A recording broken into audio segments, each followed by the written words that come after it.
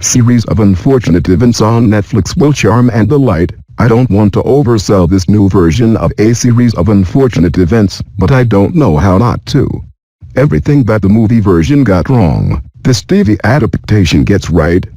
And not just right, but brilliantly. The difference is as stark and as significant as the difference between the movie and TV versions of Buffy the Vampire Slayer, where the writer of that story, Whedon, took the reins and made a television version much truer to his original vision. Daniel Handler, who wrote the original series of Lemony Snicket books, has done the same thing here, and he's enlisted as his key co-conspirators two pitch-perfect collaborators Barry Sonnenfeld, of Pushing Daisies and the Addams Family fame, as the director of many of the episodes, and an executive producer, and as another producer, and the show's central star, Neil Patrick Harris. This new 8-episode Netflix version, which is written by Handler, is inspiringly faithful to the original books, with 2 episodes devoted to each of the first handful of stories. The look, which comes from Sonnenfeld, is full-out fairy tale fright mode, occasionally bright colors against oppressively gray backgrounds,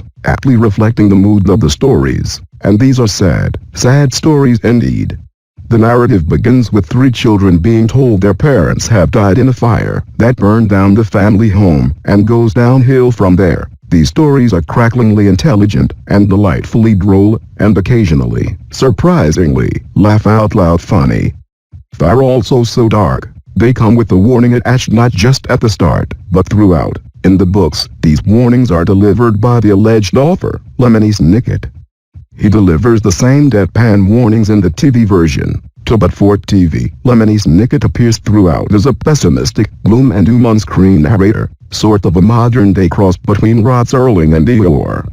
And he's played by Patrick Warburton, whose delivery is as no-nonsense, and is inexplicably charming as his disclaimers. Though Lemony urges viewers not to watch a series of unfortunate events, in begging you to tune in, I haven't had this much fun watching TV in quite a while. The 3 kids playing the unfortunate Baudelaire children, the story's central heroes, are exceptional. Melina Weissman is Violet, the young teenage inventor. Lewis Hines is Klaus, the preteen bookworm, and Presley Smith is Sonny, the expressive baby with very sharp teeth. Their chief nemesis is Count Olaf, an actor and schemer played by Harris, who adopts several guises and plots in hopes of stealing the family fortune the children will eventually inherit. Different stories and episodes are filled with delightful supporting players and performances.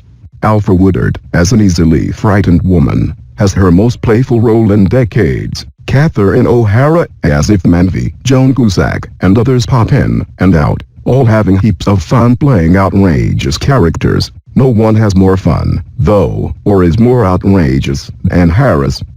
He was a wonderfully camp, cartoonish villain back when he played the titular bad guy in Joss Whedon's Dr. Horrible's sing-along blog, but that was only a warm-up for his evil ways in unfortunate events, in which he threatens the children who have been newly placed in his care. I don't know how old children should be to watch this series. That's a call parents should make for themselves. But no one is too old. The tone of this show is utterly charming, and it never falters. It looks great, sounds great, takes maze-like twists and turns, and preserves all the quirky things that made the original book series such a treat.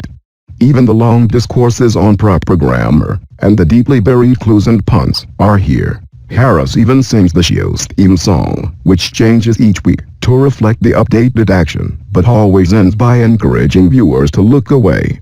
Don't you dare, or you will be missing one of the best new TV shows in a long time.